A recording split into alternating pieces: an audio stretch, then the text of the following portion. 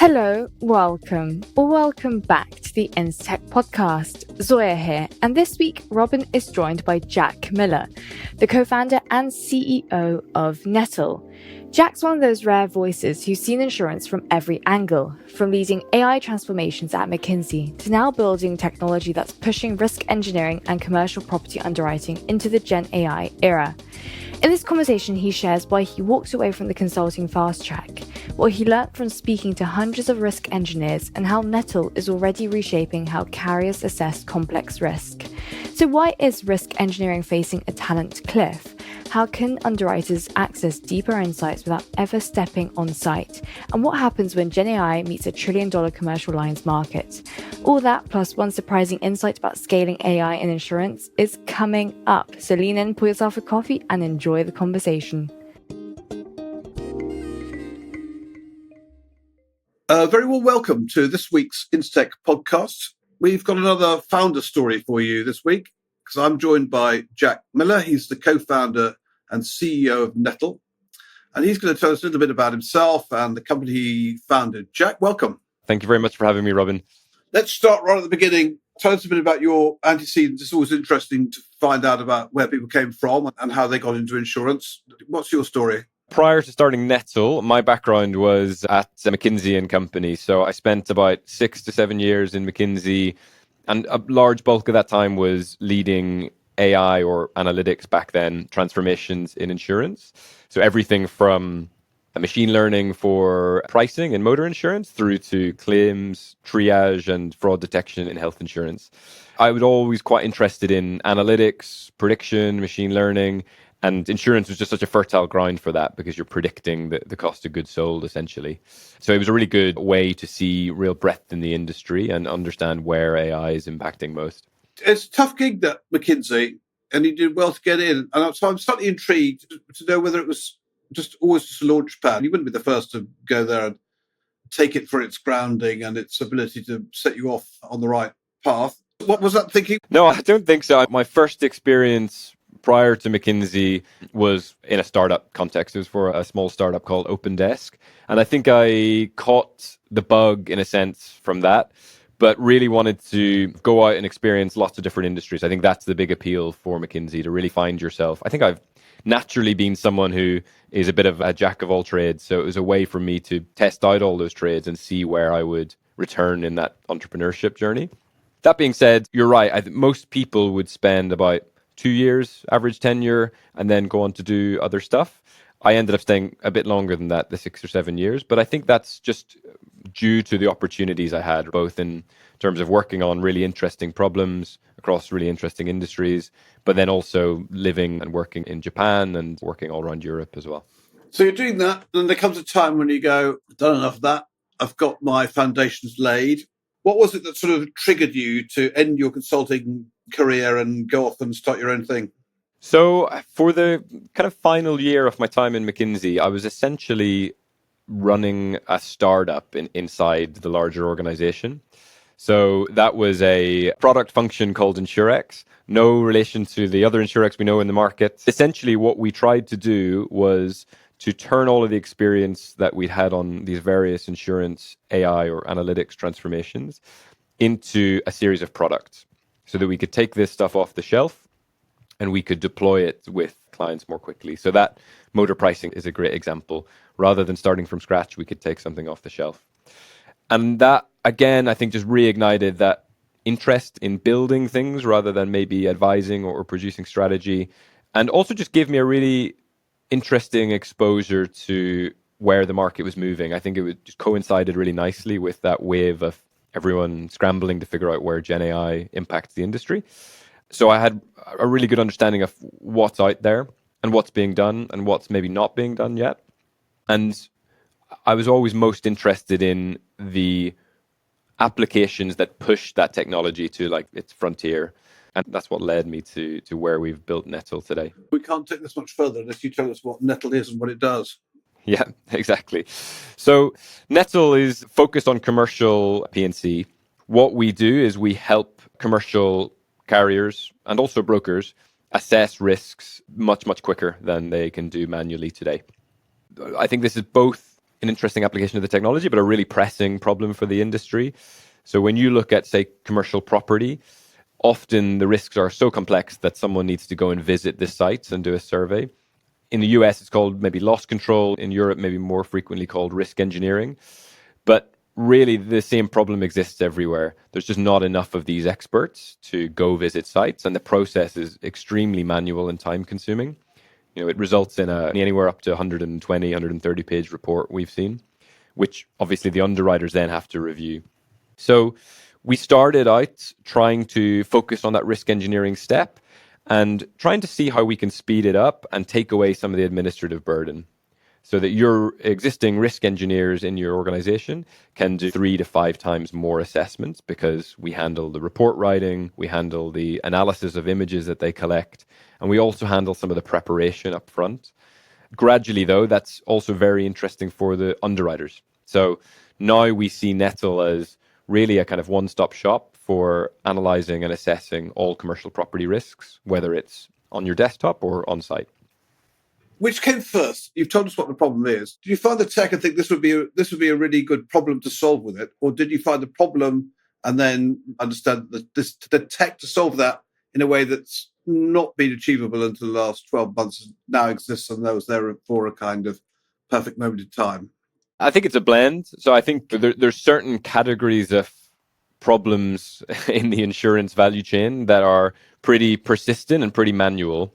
And I always try and think of it as pre-GenAI, the kind of numerical machine learning applications, is great for where you've got lots of repeatable data and maybe low complexity risks that you're trying to straight through process or make decisioning on.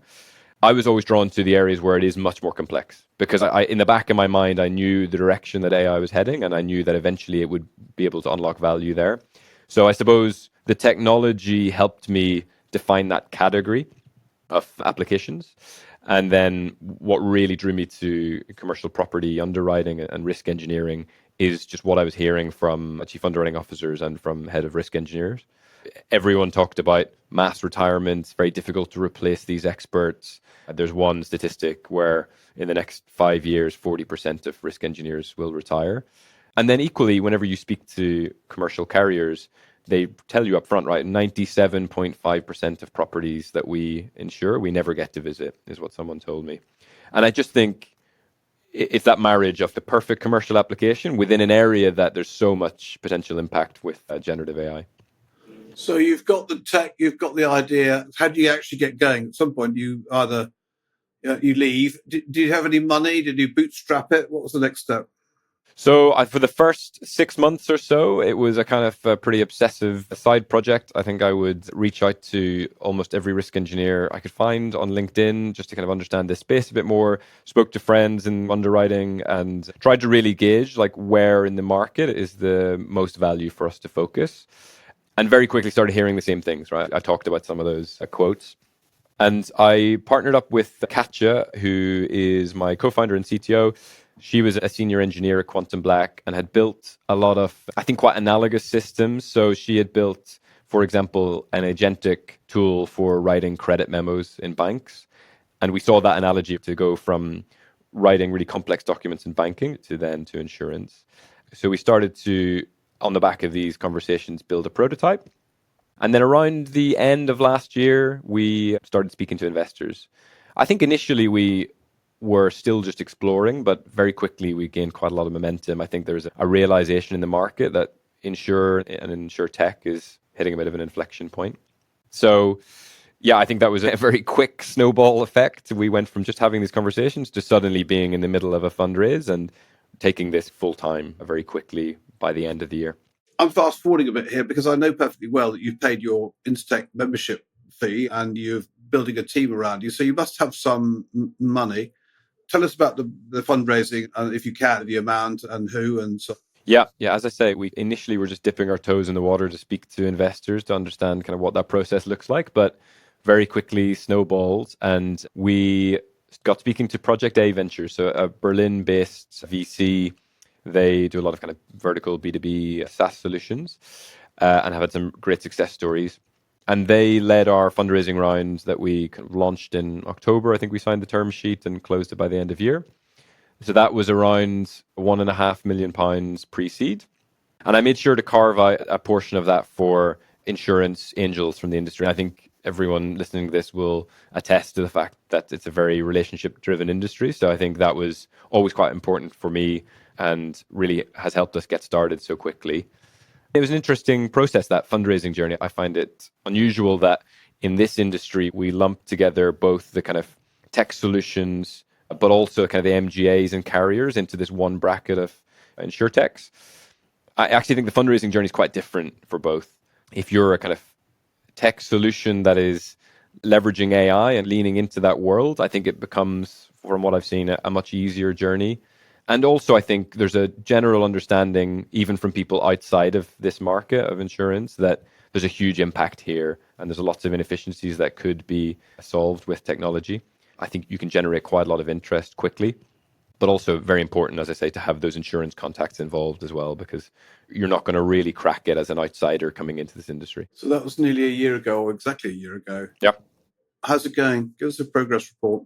Yeah, it's going well. As I say, we closed that round officially like first week of January, and it was all systems go then for the new year. By the end of the year, we started working with Allianz in one of their operating entities. So they were a design partner for Nettle. We flew out, spent time with them, sitting with the underwriters, the risk engineers, mapping out the process, and then building something for them, essentially, that solved their specific needs, and then slowly abstracting it so we had a kind of repeatable product.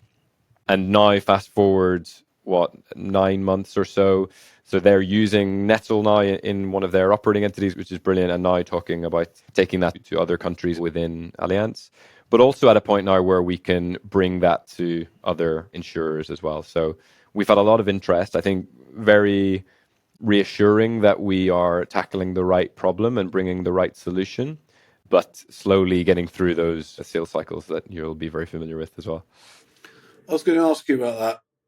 Were you expecting those sales cycles? You've only been going a year. Allianz is a good place to start, let's be honest. But are you slightly surprised? Apocryphally, it's certainly with big companies like that, it could be 18 months to 2 years. Yeah. Yeah, and I think that's the disconnect, right? I think as a startup, you think in months, and these organizations do think in years. And there is a clash there. I did expect it. People did warn me of it. I went in eyes open, but also excited and confident that we can crack it. And I think we have done well to hack those sales cycles down a bit, being like super clear on messaging, really understanding the business case, understanding that procurement process up front. And we've got some really great champions who really believe in what we're doing and help us navigate these organizations. I think that's super important. And also just being there in person, right? We're speaking to companies all around the world. So like flying out, spending time in person and having these discussions does save months, right, of Zoom rearrangements or Teams calls.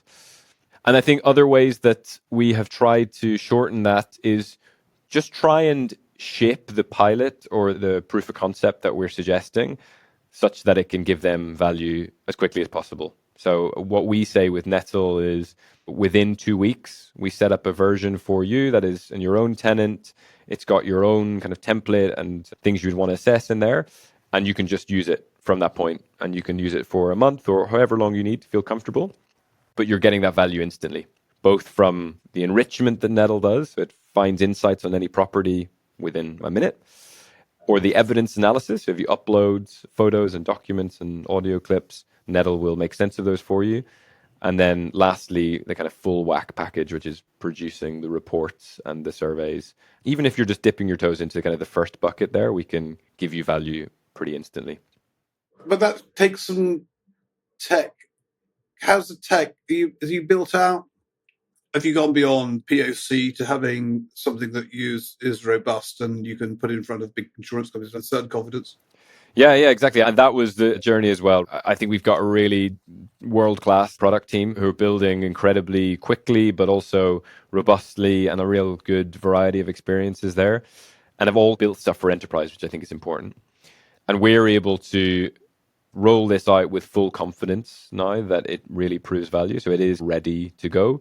I think there's always a bit of configuration, right? The insurance companies are all large enterprises. They will all have like slightly different requirements. And as much as possible, we try and think of that in advance so we can help configure that without too much rebuilding. One of the big things for us as well was right off the bat getting our kind of IT security compliance ready. Because again, we've been told multiple times that's a bit of a killer. We're late in the sales cycle to start thinking about that. So we got our ISO compliance done, I think, a month into being a kind of fully running company. And it helps us kind of unlock doors and speed up that governance process with IT systems. I've got a trend which I'm talking about more and more. I'd be keen to pick your brains on it. The sort of thing that you're doing is not the sort of thing that you sell to a CTO or even a CIO. Ultimately, what you're doing is going to the desk of the underwriters or the risk assessors, and you're saying, I can make your job fundamentally easier and better with this tech. How does that work? Are you getting in front of them, making the case? They're the actual business user. They see the power of it, and they then make the case internally. You can see where this is heading. There's going to be quite a lot of little sort of point solutions that underwriters are using, and that some poor CIO or COO at some point has got to tie them all together. But am I right? So I don't think so.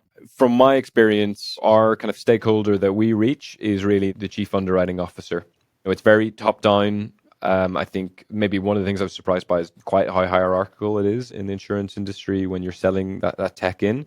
But very quickly, the chief underwriting officer will bring in the CIO, CFO, and CTO. So it's really made on consensus. And that, I think, is because there is, maybe you're right. I think there is a kind of reluctance to adopt too many small solutions.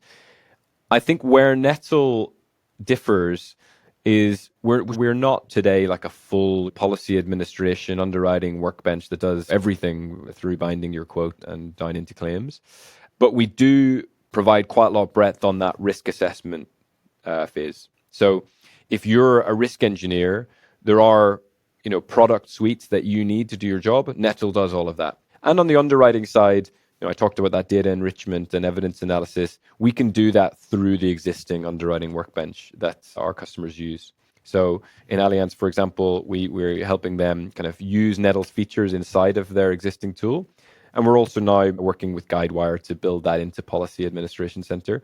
I don't see us as a kind of point solution so much, but I do see us as a quite big solution for the risk engineering and quite a lot of interesting features that you can easily adapt into your existing underwriting tool.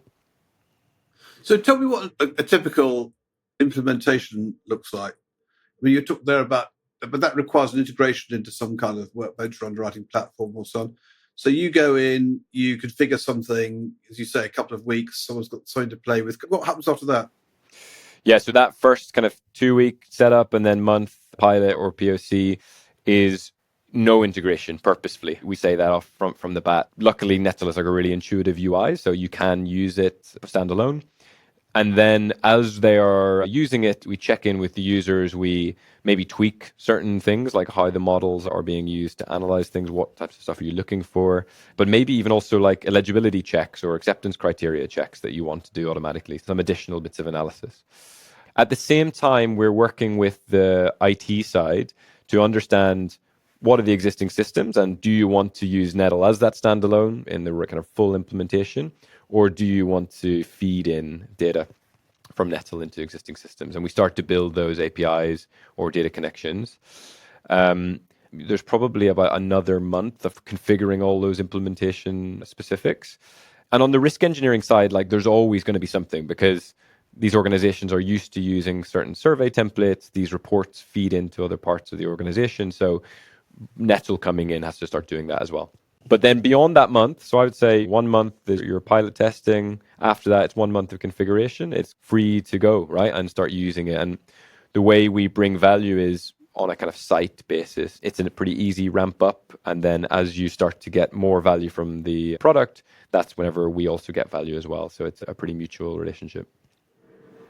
Yeah, I don't think the industry or many people in the industry fully understand right now how relative to what it used to be easy it is to configure these things, to set them up. And the people who've got their heads around a sort of 18-month implementation period, but in truth, fully integrated 3-4 months these days, and at a cost which is highly manageable in the context of what these things used to cost.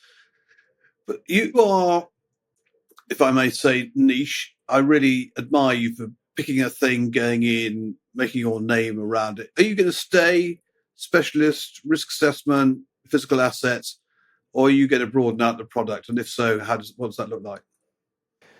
I think there's a lot of value in kind of doing something really well and specifically building the technology for it. I'm always a little bit skeptical of kind of new entrants, particularly if there's AI entrants that are trying to come into insurance that maybe don't go as deep on certain topics.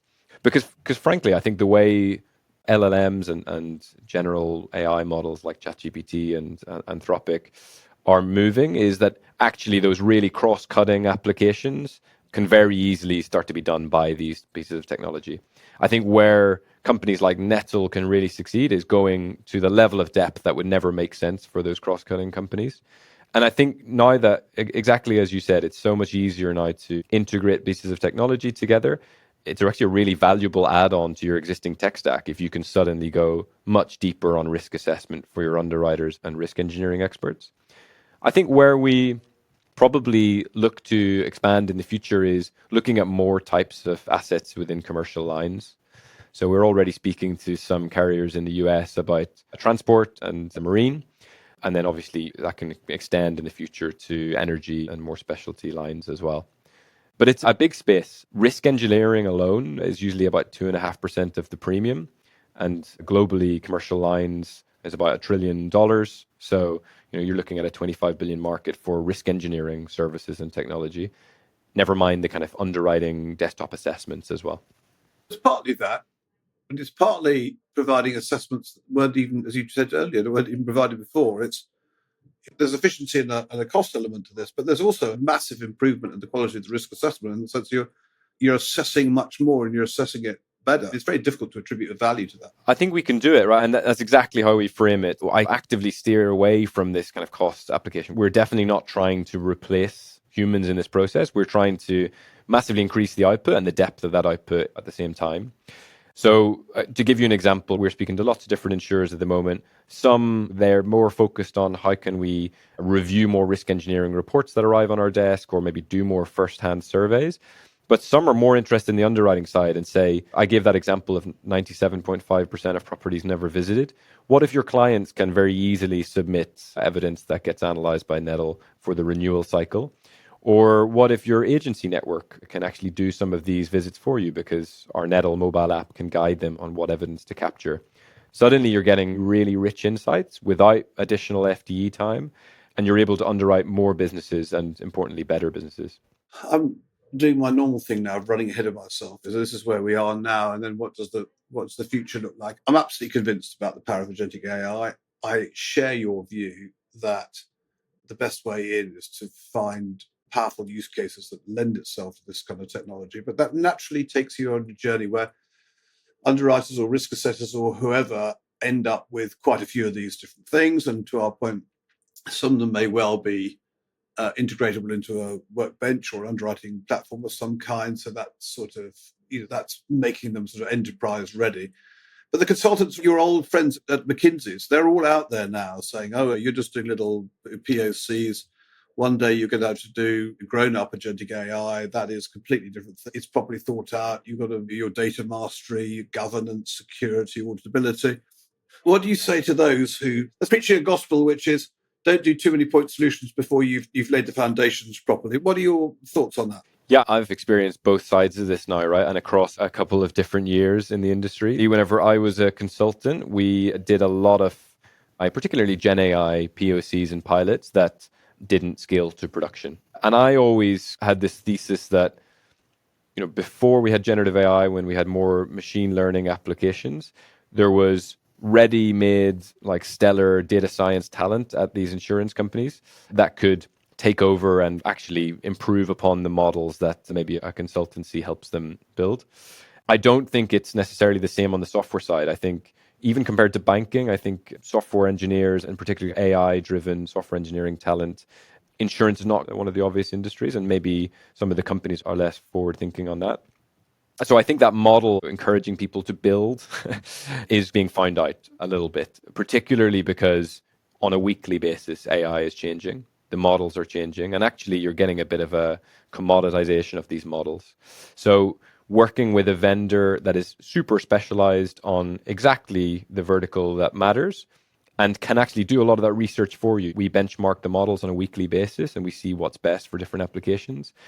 You're actually getting much more than just a piece of software. You're getting like constant upgrades in line with AI technology if you use a vendor. And it all comes back to your original point, right? I think with open API connections and a kind of general acceptance that you can connect lots of bits of technology together, it's never been a better time to really invest in one of these vendors. And I think the insurers that do that are really like reaping the rewards, right? It is an area which really lends itself to insurtech and startup and specialist skills like you've got. You've been doing this for 10 years like me. There's a period where you didn't feel you could put a key business decision or an important part of a business process in the hands of an early stage company. I think those days are gone. I think there's a real appreciation now that there's skill sets exist out there that are not in the hands of either the big companies, frankly, or in the hands of the company itself. And therefore, if you really want them, there's only one place to go. So look, our time is nearly done. If you listen to these podcasts from time to time, you'll know that we always finish with the same sort of question, which is, you've got an audience, you'll have hundreds, if not thousands of people who listen to this. What's the last thought you would like to leave them with? So in the kind of spirit of shameless self-promotion of Nettle, I would say if you are a commercial insurance carrier and you're underwriting large, complex risks like factories and even oil rigs or the like, could you make better decisions if you could see exactly what's happening at every single one of those properties? If you had infinite people to go and visit these sites? Because that's the way this industry is heading, right? You've got incredible networks of clients, agents, brokers, in-house risk engineers and underwriters. Why not equip them with the technology to bring you those insights instantly? I feel that might be a little social media snippet that we take out and Okay. do your shameless self-promotion for you. Jack, it's been a pleasure. I'm a great believer. It's a good little business, and I'm delighted with your progress. You've come a long way in a year, and may you continue to do. Thank you for being part of InsTech, and I wish you the best of luck. Thank you so much, Robin.